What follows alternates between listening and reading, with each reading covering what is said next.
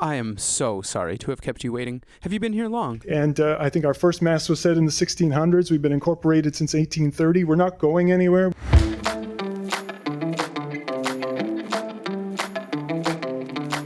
Hello and welcome to the Grand Parade Podcast. I'm your host and independent City Hall reporter, Matt Stickland. Now that budget season has wrapped up last week, I have a lot more time to do work around the house. So the weekend was spent getting dirty in the backyard.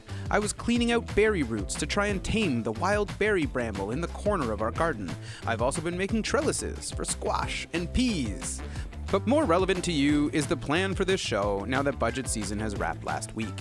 As threatened, this show will now become a weekly roundup of what happened at City Hall in the week prior. The obvious high/low light of last week was when Council finished up the budget adjustment list debates on March 26th, of which I did 4 shows about the budget adjustment list debates. But did you know that other meetings also happened last week? There was an audit that missed some key financial information. Public housing grants were awarded. And next summer, there might be a bus to the HRM's beaches. We're starting this weekly roundup with the Audit and Finance Standing Committee meeting of Monday, March 24th, and the 2 big ticket items from that agenda. The first item was about the outside audit of the HRM's consolidated financial statements. Overall, the outside auditors at KPMG found that the HRM's books looked quite good, but that there was a significant risk of fraud. They write in the report that, quote, management is in a unique position to perpetuate fraud because of its ability to manipulate accounting records and prepare fraudulent financial statements by overriding controls that otherwise appear to be operating effectively, end quote. Councillor Catherine Morse picked up on this thread when she asked this question of the auditors. I'm just wondering if HRM's deteriorating assets are reflected in the audit in any way. I'm thinking about our roads, and not only are we sort of got a bit of a deteriorating asset, but we also are building up debts in the future that we have to, to maintain and improve the assets. So is that within scope or outside the scope of your audit? I would say partially. KPMG's auditors explained that they just double-checked to see that the HRM follows its stated accounting standards. If the city is not sustainable and that's not reflected in the city's financial statements, the auditors wouldn't see it. That would be up to council to notice and then up to council to change the HRM's accounting standards. The audit just makes sure the HRM's defined standards are being used correctly. Or, in other words, if this audit doesn't capture the risks that Morse asked about, then it is possible that management could be using their unique position to manipulate the HRM's accounting practices to hide, obfuscate, or omit the material risks of Halifax's infrastructure and associated fiscal unsustainability. We'll have to wait and see what, if anything, Morse does with this information. The earliest thing we might see is a notice of motion from her at the end of next Audit and Finance Committee meeting. But the city has also started correcting this issue with the Infrastructure Asset Management Plan last summer. So Morse likely has some research in her future if she's going to pursue any actions on the information she learned on Monday's Audit and Finance Committee meeting. Also at this meeting, the committee approved some grants for affordable housing. Developers who want to break rules by adding density pay into a municipal slush fund, which the city uses to invest in nonprofit affordable housing. This year, the city has $4.6 million in the slush fund and $600,000 from the Federal Accelerator Fund, and the committee recommended that council give that money to the YWCA, Shelter Nova Scotia, and the Mi'kmaq Native Friendship Center for new affordable housing units. Add Some House and Kabuki, Longhouse, and Vaihara housing co-ops will get money for renovations, and Acoma Holdings and the affirmative ventures outside of the urban core in the HRM will also get money for new unit construction. Audit and Finance Standing Committee recommended that Council approve giving out these grants. Council, which met on Tuesday, March 25th, did approve these grants. More affordable housing for the HRM. Yay! Anyways, Tuesday, March 25th's Council meeting was relatively long, but a huge portion of the afternoon was spent in camera. The debate started off with Councillor Laura White asking about military flypasts, which are normally approved without much debate. But here's what Councillor White said. I'm just wondering the necessity of doing these things with the utmost respect for our service members, but considering, I guess what came to mind is carbon emissions of flying around without a purpose. And then actually Councillor Hinch brought it up. What about the horses? Does this scare the horses? I don't know. I haven't asked anyone, but I just don't would love to hear more about these flyovers and how much goes into seeing if they're required or not. Well, it's easy to ridicule, "What about the horse's hearing?" line of questioning, with Bell Road's car traffic and light flights to the nearby hospital routinely generating deafening noise for the horses in the area. It is heartening to see a councillor challenge the unquestioned routines of the status quo. It's quite likely that flypasts aren't going anywhere, but White is demonstrating a capability and willingness to question how we've always done things. And, as our mayor said a lot during the budget season, and I have to share that when I worry a little bit when we hear the phrase or the sentiment that staff is trying to be sustainable, that what we may actually be hearing is we're trying to sustain the way we've always done things in the past. And we just don't have that luxury. We have to do things differently. So it's nice to see councillors challenge the status quo, since maintaining it is a luxury we can't afford. Thanks to an information item from Councillor Tony Mancini, councillors learned that Nova Scotia is not as exposed to U.S. tariffs as other provinces, and that removing the USA from our procurement will be easy, since we don't really buy much directly from the USA. However, it will also be hard to remove the USA from our procurement, because even though Halifax buys most of its stuff from local or Canadian companies, those Canadian companies are sometimes American companies disguised as Canadian subsidiaries. Also, Canadian companies also have American stuff in their supply chains. For Halifax, a full divestment will be quite complex, but a Canada First divestment light procurement framework will be relatively easy to implement, so watch for this in the future. Councillor Nancy Hartling finished work started by former Councillor Pam Lovelace when Hartling put a motion on the floor to get emergency egress routes installed in Upper Tantallon after the massive fire 2 years ago. It is a bit weird to prioritize egress in the part of the HRM that experienced a sharp decrease in the fire fuel load in the spring of 2023. However, this motion passed, and the third clause of the motion directs city staff to, quote, complete a region-wide subdivision egress review study to identify areas that are vulnerable to access/egress challenges and, based on its finding, establish a multi-year implementation strategy that prioritizes subdivisions for remediation, end quote. That clause, debatably, should have been the only clause that passed about egress, and it should have been passed in the summer of 2023, right after the Upper Tantallon wildfire. Or in 2008, after the Porters Lake wildfire. The consent agenda is the part of the meeting, normally at the start, where councillors see if they can all agree on council's agenda items and then pass them at the start of the meeting with no debate. In the consent agenda this meeting, council approved giving grants to heritage property owners for those property owners to maintain their houses. The city is updating how it manages trees in the HRM, and the new urban forest management plan has been approved and will start taking effect. The city also started coming up with a regulatory framework for houseboats and other floating houses. Council also debated the mobile food market, which, if you'll remember, was almost killed the week before in the budget playoffs. But now it has an approved funding plan to be funded through 2029. A 12-story mid-rise at the intersection of Roby and Allman was also approved at last Tuesday's council meeting. Councillor Sam Austin has applied for a position at the Canadian Federation of Municipalities Green Fund, and if he gets the appointment, council would need to approve him taking it. So, on Tuesday, council proactively approved Austin for the job, should he get it. Councillor David Hensby put forward a motion trying to get homeowners in Musquodoboit Harbour to pay for a widening of Highway 7, where it doubles as Musquodoboit's main street. Multiple councillors expressed some severe doubt that Hensby's residents actually wanted this charge, as paved shoulders and wider roads tend to lead to fast car travel and a less welcome environment for pedestrians.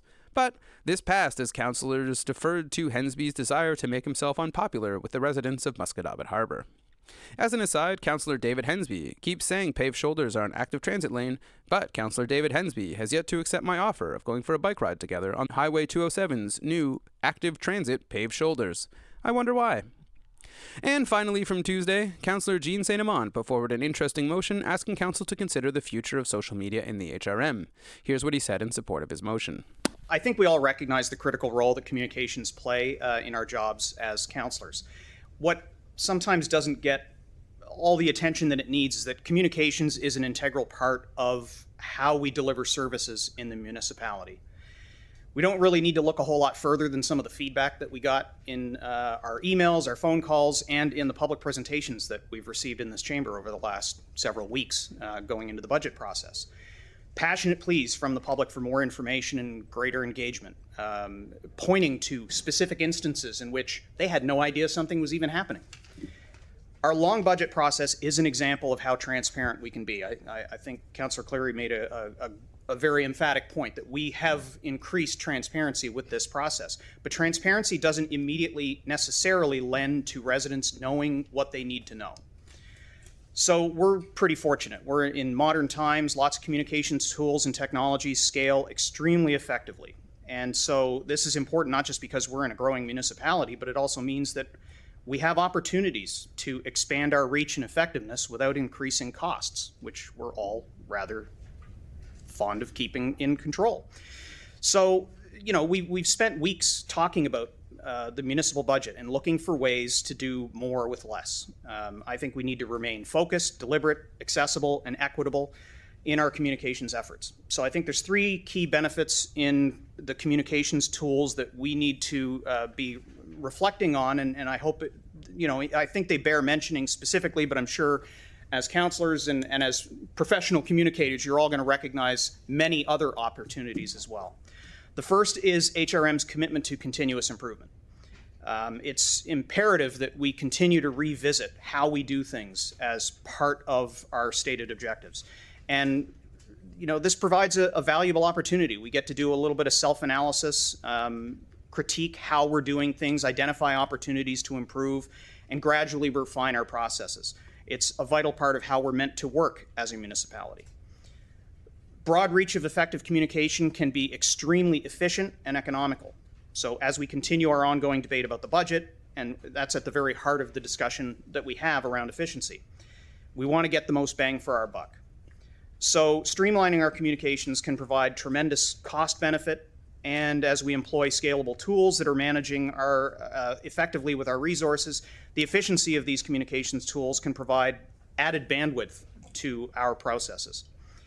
Imagine no longer having to field questions about what's happening over here, what's happening over there. Well, if they already know, then they can engage us in a much more meaningful way, because now they're going to be able to ask questions that are at the very heart of why. Not what's happening, but why is it happening? What's your position on something? So this means that we'll be able to, I believe anyway, that through this analysis, we'll be able to punch well above our weight, because when we look at other jurisdictions, we can look to our counterparts that are both smaller and larger, because so many of the communications tools that are available today scale so effectively. And then finally, alignment with our objectives and our values as a municipality. Now, this intersects with Councillor White's motion that we passed a few weeks ago to examine whether or not leaving X would be the right thing to do for the municipality.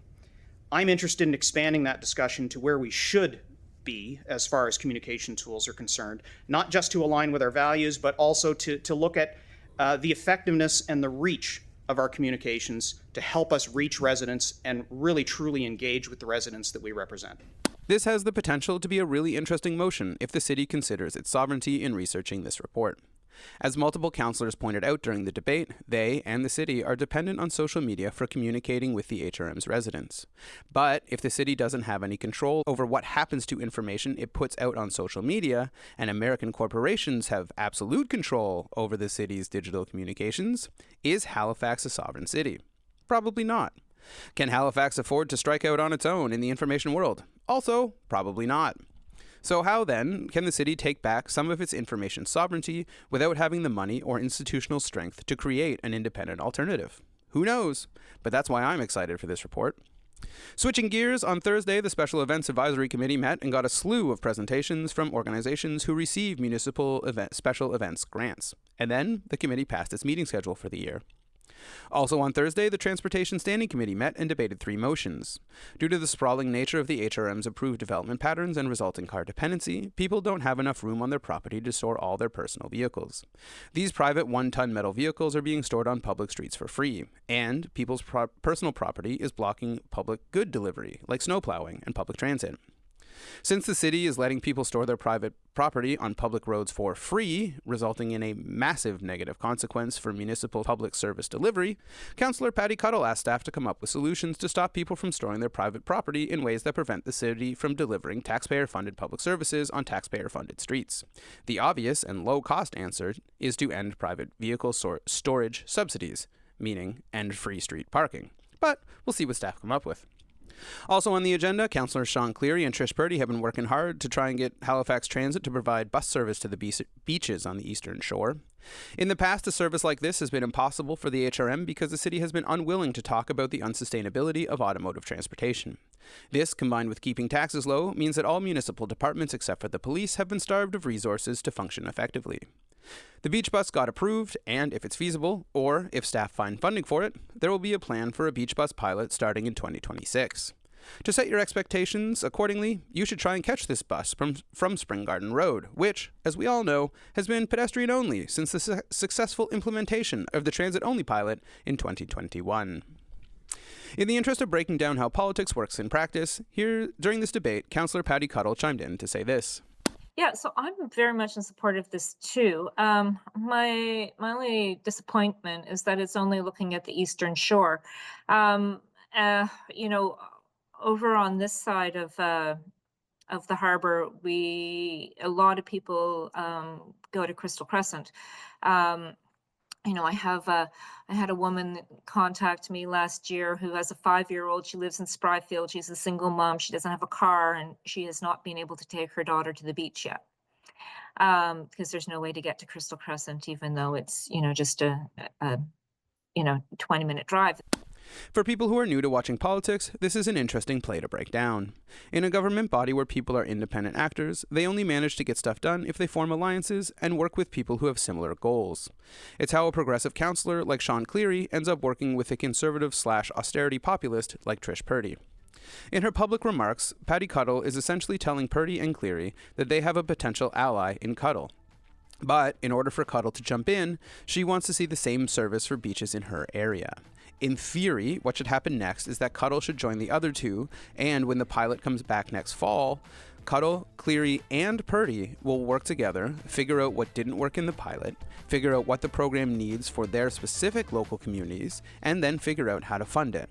Then, they will work together and get it passed as a permanent program in 2027's budget.